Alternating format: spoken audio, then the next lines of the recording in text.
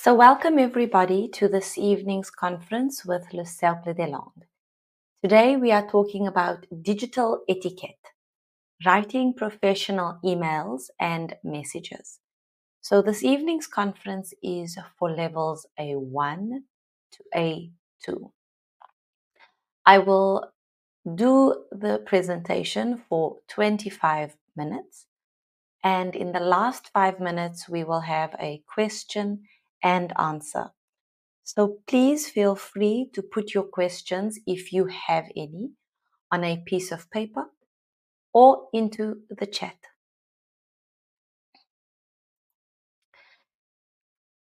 This evening's conference will have 4 parts. In the first part, we'll talk about understanding digital etiquette. Number 2 will be writing professional emails. The third part will be professional messaging, for example, our chat or internal platforms. And our fourth part will be vocabulary and phrases for digital communication. So let's begin with our first part, understanding digital etiquette. Etiquette is another word for manners or a way to be. So what is digital etiquette?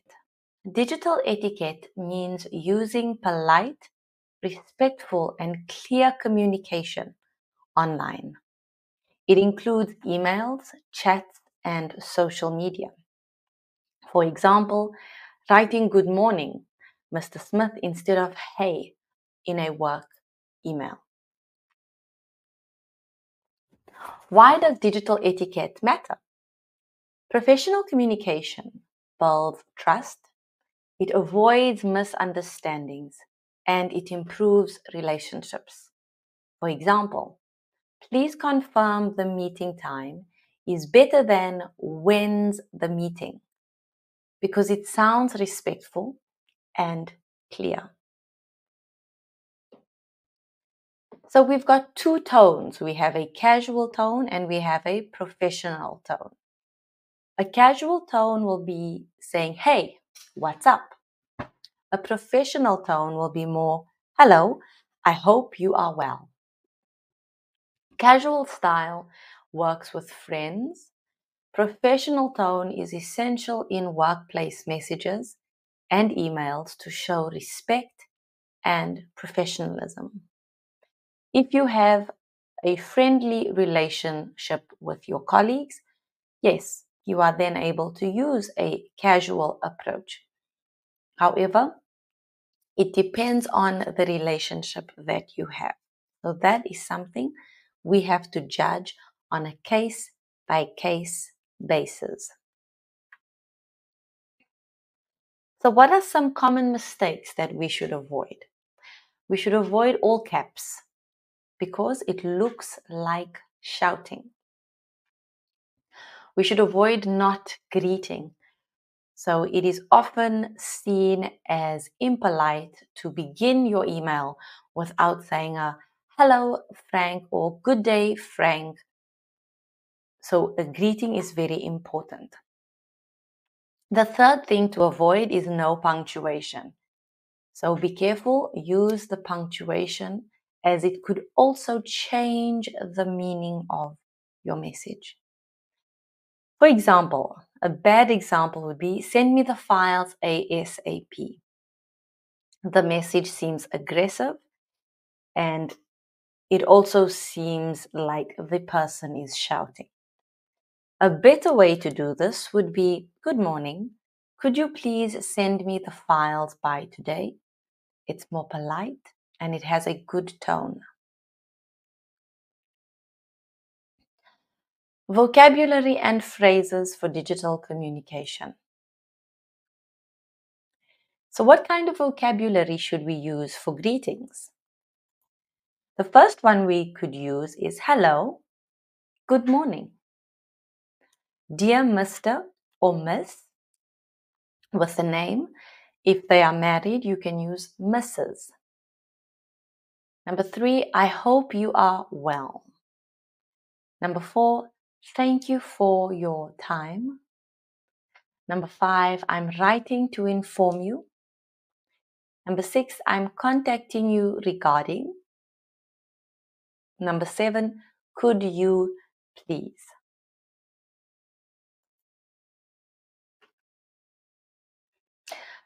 Requesting something politely. How do we do that? We use these expressions to sound clear and polite. For example, could you please? Sometimes you would hear someone say, can you please?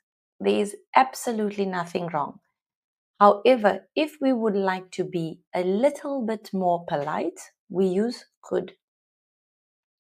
Would it be possible to, and the rest of your request? I would appreciate it if you could. Can you kindly? So here we have used can. You can also say, could you kindly? For example, could you please confirm the delivery date? Would it be possible to send the report by Friday? So let's look at a sample chat dialogue. Hi, Julia. Could you please send me the latest sales numbers? Sure. I'll send them in 10 minutes. Thank you very much. Betty says you're welcome. So not Julia. In fact, it's Betty. So how do we write professional emails? Our basic email structure. A good email always has a subject line, a greeting, a body, and a closing. For example, my subject is meeting update. So your subject is always going to have, in 2 words, what your email is about. The greeting.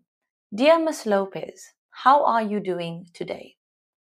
The body would consist of, the meeting is at 10 a.m. in the Alpha meeting room today.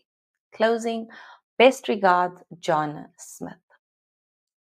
If you would like, you can copy this example in your notebook and write your own one after the conference.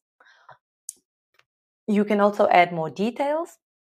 The most important part is that we know there is a greeting, there is a body, and there is a closing. So what are some of these greetings and closings we could use? Professional greetings could be like, Dear Mr. Jones. Hello, Miss Taylor. Good morning. Good day, which is not here. Closing could be kind regards, best regards, or sincerely. For example, Dear Mrs. Brown, thank you for your help. Kind regards, Anna.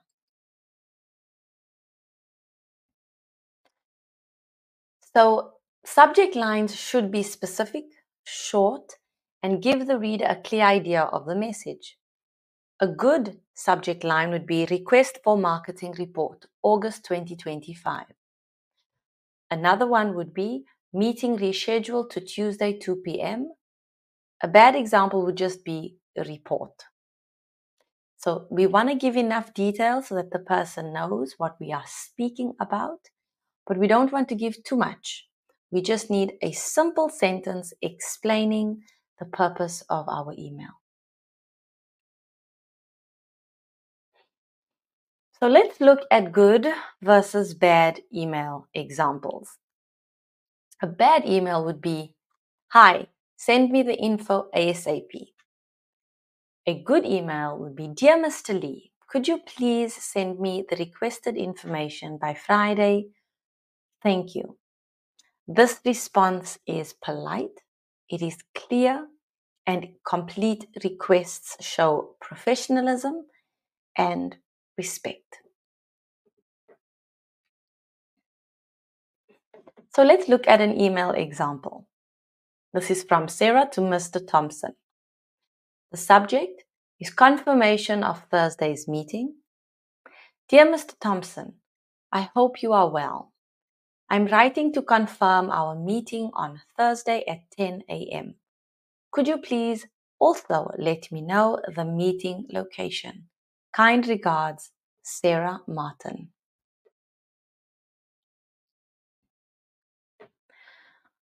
Let's look at the professional messaging or chat internal platforms that are available.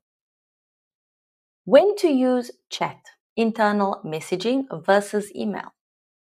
We tend to use email for formal communication, detailed explanations, or official records. You use the chat, which could be your internal messaging, for quick updates or informal coordination. It also depends on the rules that you have created within your company. So example, email would be, please find attached the project summary. It's attached as a PDF file. And the chat, you'd maybe put, meeting starts in 5 minutes.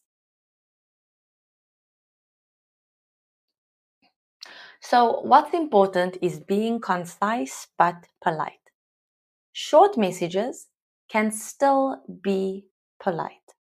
For example, it's bad to just say send report. But a good way is, hi Sam, could you please send the report before 3 p.m.? Thank you. Clarity and kindness make workplace chats more effective.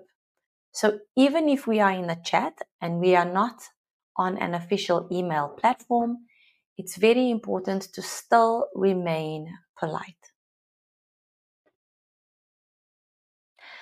So the big question is, what do we do with emojis, abbreviations, and formatting? We should try to avoid overusing emojis in professional chats. So this again is important that you feel it out with your colleague. A smile or a laughing face is fine. But I think it's important to understand the mood and when it is happening. If a joke was made or if there was something funny, if it is appropriate, the smileys and the emojis are okay. But when we are talking about something more serious, it's good to understand that maybe at that moment would not be the right time to use it. We also try to avoid slang like you for you. We keep formatting simple and professional. So the difference between the bad and the good examples would be, you free, need to talk. Very abbreviated, very short. It's not the kind of message we would like to send.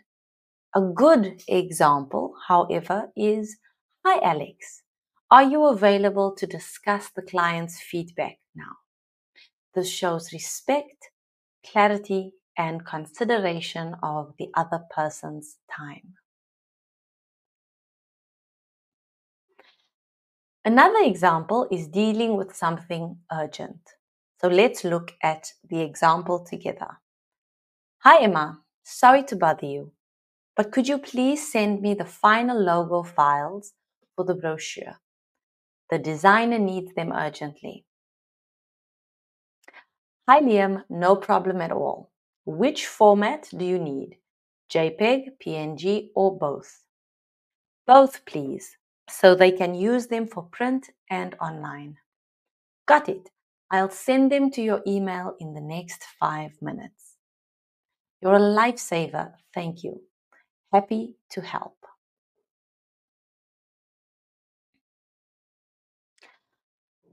So in conclusion, digital etiquette is about respect, clarity, and professionalism in every message you send, whether in an email or chat.